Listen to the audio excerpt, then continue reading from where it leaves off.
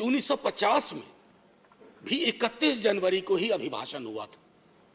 31 जनवरी 1950, जब हमारे तब के महामहिम डॉक्टर राजेंद्र प्रसाद, जो बिहार से आते थे, देश के सर्वमान्य नेता थे, उन्होंने अभिभाषण दिया था। तो 72 वर्ष बाद ये एक संयोग है, लेकिन 72 वर्ष के अभिभाषणों के दायरे में अगर सर सोचे तो कई चिंता की लकीरें हैं, और चिंता की उन लकीरों को हमने अभिभाषण के पक्ष में, अभिभाषण के दौरान नहीं देखा। इसलिए मैं शुरुआत करूंगा कि बेवफा बावफा नहीं होता, बेवफा बावफा नहीं होता, वरना इतना बुरा नहीं होता। हमने तो सोचा था, बाद लुटने के ये पता चला कि रहजन रहनुमा नहीं होता। राष्ट्रपति का अभिभाषण एक बहुत बड़ी चीज होती है, देश का एक ब्लूप्रिंट होता है, एक दिशा और दशा देने की कोशिश होती है। हम विपक्ष में हैं, लेकिन देश की दशा और दिशा से चिंतित अगर हम हैं तो अभिभाषण की पंक्तियों में भी वो चिंता की लकीरें दिखनी चाहिए थी। जब वो चिंता की लकीरें नहीं दिखती हैं तो एहसास होता है। कभी कभी मैं सोचता हूं माननीय सभापति महोदय कि महामहिम सोते जागते अपने सलाहकारों से बात करते, टेलीविजन देखते, सोशल मीडिया देखते, संवाद करते, क्या उनको नहीं लगता होगा कि देश के विजुअल्स बहुत अच्छे नहीं हैं? मैं सिर्फ ये कहना चाहता हूं कि सर अभिभाषण को एक नॉन पार्टीजन डॉक्यूमेंट बनाइए, नॉन पार्टीजन डॉक्यूमेंट। राष्ट्रपति देश के राष्ट्रपति हैं, उनके सरोकार में देश का सरोकार दिखना चाहिए। माननीय सभापति महोदय, अभिभाषण में सर्वेश्वर की एक लाइन थी, सभापति महोदय, अगर तुम्हारे घर के एक कमरे में लाशें सड़ रही हो तो क्या तुम दूसरे कमरे में प्रार्थना कर सकते हो? अगर तुम्हारा जवाब हां है तो मुझे तुमसे कुछ नहीं कहना है। इसी यही रख करके बात मैं खत्म करता हूं इस संदर्भ के। सर पैरा 4 माननीय राष्ट्रपति जी के अभिभाषण का है, जो कहता है remembering the past and learning from it. Sir इतिहास की एक अपनी स्मृति होती है और स्मृतियों का एक इतिहास होता है, और विश्व इतिहास गवाह है सर, जिस किसी ने भी अतीत की स्मृतियों के साथ छेड़छाड़ करने की कोशिश की, उसको बदलने की कोशिश की, वो इतिहास के फुटनोट में चले गए। इतिहास नहीं बदला, वो इतिहास के फुटनोट में चले गए।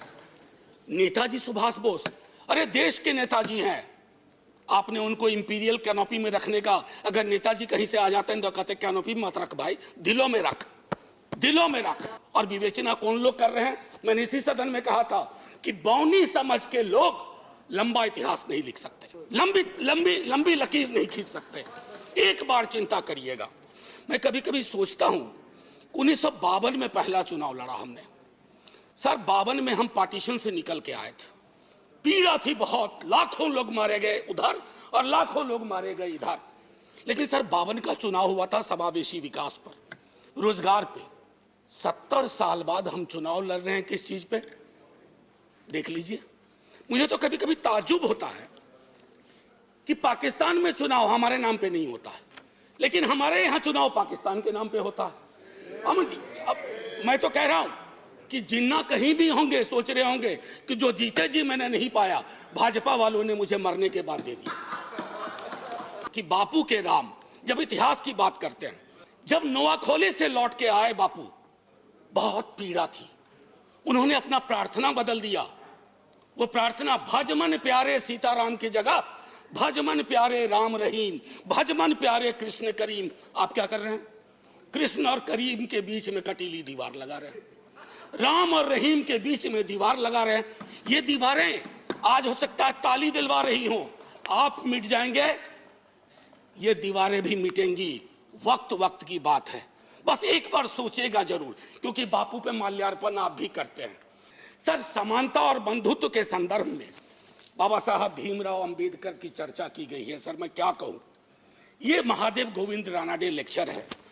बस मैं कहना, बाबा साहब ने एक बात बार बार कही थी, वो कही थी कि भैया डेमोक्रेसी को सबसे बड़ा खतरा है हीरो वर्शिप, उससे बचा लेना। लेकिन हमने क्या किया है, पूरी की पूरी डेमोक्रेसी को हीरो वर्शिप में तब्दील की है। आप कहिएगा पहले भी हुआ था, अरे जब पहले हुआ तो अच्छा नहीं था, अगर आज हो रहा है तो बुरा है। क्या हो गया सर, आजकल देखिए शब्दावली बदल गई है। वाजपेयी जी की सरकार एनडीए गवर्नमेंट कही जाती थी, या आपकी भी सरकार शुरू में जब बनी थी तो एनडीए गवर्नमेंट या बीजेपी गवर्नमेंट, अब कहते हैं मोदी गवर्नमेंट, अब हो गई है केजरीवाल गवर्नमेंट। सर ये जो बीमारी है ना, पूरी सरकार व्यक्ति केंद्रित हो जाएगी ना सर, तो डेमोक्रेसी में दिक्कत क्या हो जाती है कि डेमोक्रेसी को सबसे बड़ा खतरा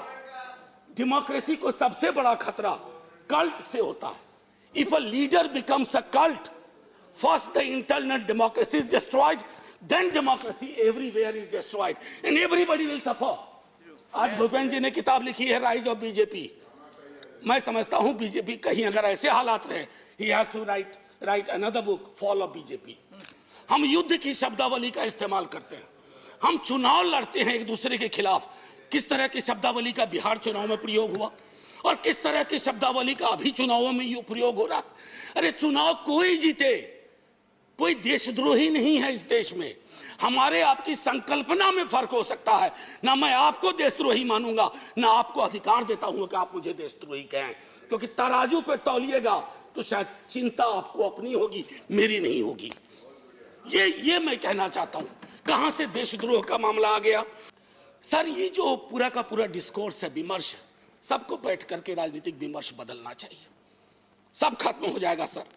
फूड सिक्योरिटी को लेकर के बड़ी बड़ी बातें होती हैं सर, गोदाम से पेट तक की यात्रा सुनिश्चित नहीं करवा रहे हैं आप। अन्न का भंडारण आपको है, लेकिन हासिल क्या है? 116 मुल्कों में आप 101वें नंबर पे हैं। भुखमरी, पेट की लानत सबसे बड़ी लानत होती है। अगर मंदिर भी बनवा रहे हैं तो उसमें प्रसाद चढ़ाने के लिए पैसा चाहिए, लोगों के पास कुछ बचा नहीं है। ये चिंता नहीं होनी चाहिए। धारा 70 में आते हैं एक भारत श्रेष्ठ भारत। सर बिहार इसमें आता है या नहीं आता? या बिहार से 39 सांसद ले लिए, बिहार का काम खत्म। अब बिहार ज्वालामुखी के ढेर पे है। लालू जी के टाइम से उस सदन में बात शुरू हुई, फिर राबड़ी जी हमारे मुख्यमंत्री, अभी नेता प्रतिपक्ष मुख्यमंत्री नीतीश कुमार जी और पूरा भी भाजपा का बिहार विधानमंडल दल हाथ जोड़ के प्रधानमंत्री जी से कहा कि प्रधानमंत्री जी बिहार को विशेष राज्य का दर्जा दीजिए, दर्जा दीजिए। ये खैरात नहीं है। बिहार नहीं तरक्की करेगा तो देश की तरक्की में कभी 4 चांद नहीं लगेंगे, 2 चांद छूट जाया करेंगे, क्योंकि वो दोनों चांद पूर्वांचल से आएंगे। चंद्रशेखर जी के साथ बहुत लोगों ने काम किया है। उन्होंने एक बात कही थी बड़ी मार्मिक, रहबरी के सवाल में। घर के डिजाइन में आमतौर पर मतभेद हो सकता है सामान्य दिनों में, लेकिन जब घर में आग लगी हो ना तो डिजाइन में मतभेद नहीं होता है, सबको मिलकर आग बुझाना चाहिए। आज वो परिस्थितियां हैं। मैं इसलिए कह रहा हूं कि उन्होंने भी असंतोष के लक्षण बताए थे बिहार जैसे राज्य में, कि दिल्ली की नीति और नीयत की वजह से। मैं आपसे आग्रह करूंगा आपके माध्यम से कि महामहिम संज्ञान लें। इसलिए मैं कह रहा हूं कि अभिभाषण सादा डॉक्यूमेंट ना हो, दर्द और पीड़ा हो, उसमें सब कुछ हो, ताकि वो हमारा अभिभाषण हो, आपका अभिभाषण हो, सबका अभिभाषण हो।